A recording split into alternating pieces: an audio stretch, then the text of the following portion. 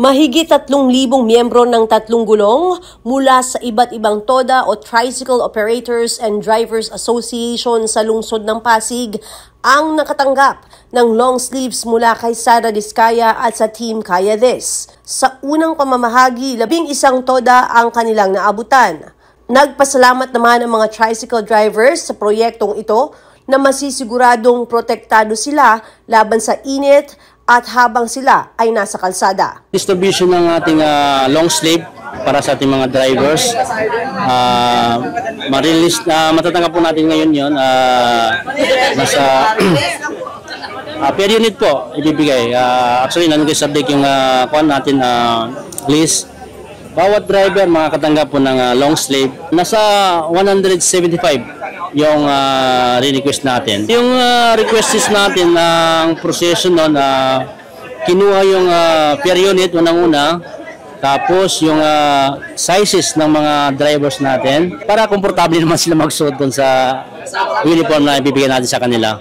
Sa Team Sara Diskaya, maraming salamat sa pinagkaloob na long sleeve uniform para sa mga TODA. Tuloy-tuloy lang po tayo sa ating magandang hagikain para sa ating mga kababayan dito sa Pasig. Ang laking pasalamat namin sa kay Ate Sara kasi binigyan kami ng malaking tulong po ito sa yung t-shirt na ibinigay sa amin. Malaking tulong po sa mga membro. At laking pasalamat namin at mayroon sila binigay sa amin ng ganitong oportunidad. Sa 200 plus po, 70. Sa mga membro ko, pasalamat po tayo kay Ate Sara at siya rin ang susuportahan natin. Kaya this. Bali po, umabot po kami ng lagpas 500 sir eh. Okay. Sa operator pa lang po kasi umabot na kami ng 330 plus driver po kaya umabot po kami ng lagpas 500. Umili po kami kay Ma'am Sara ng kung pwede po kami magkaroon ng long sleeve.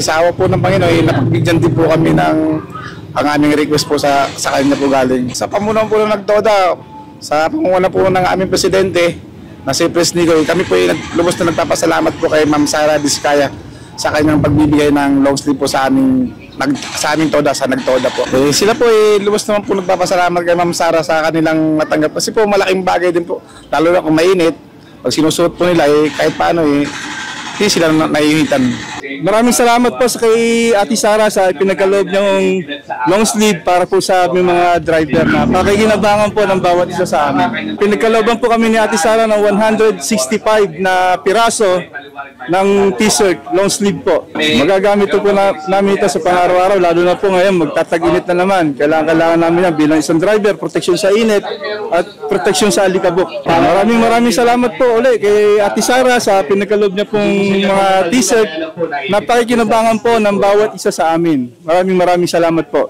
Ang binigay nila sa amin parang mga 93 piraso para sa member and officer ng TODA. Ito pong uniform na binigay ni Ma'am Sara laking bagay na po ito para sa amin na mga TODA na siyempre magamit namin sa ulan at saka sa init. At saka maganda siya kasi malamig sa katawan. Ang mensahe ko na po sa kasamaan ko ng mga TODA, humihingi na po ako ng suporta sa kanila para sa Team Sara. Maraming salamat po Ate Sara sa pagbigay mo sa amin ng uniform para sa TODA. Laking bagay na po ito. Maraming salamat. Nagpapasalamat po kami sa binigay niyong uniform sa amin ng TODA. Anong nag-request pa kami yung December pa. Yun ang namin, nag-request. Meron pa kami hihintay na ibibigay sa kanya, ibibigay sa amin. Yun ang, kaya lang nauna ang t-shirt, uniform namin. Kaya maraming salamat kay Sara. Ang ma-receive namin 200 plus, kasama ang operator at driver. Nagpapasalamat kami kay Diskaya, kay Sara, kay Ma'am Sara, yung ibinigay na t-shirt sa amin. Sana madagdagan pa, maibigay sa amin, mabigyan kami. Nagpapasalamat po ako kay Ma'am Sara sa pagbibigay niya po ulit ng atawag dito ng long sleeve sa mga kasamahan namin. Lagi po kasi siyang rumoresponde sa mga pangangailangan ng mga TODA. Maraming salamat po. Ganon mabilis po siya. Sa ibang TODA po, alam kong nakakatanggap din po kayo ng tulong galing kay Ma'am Sara.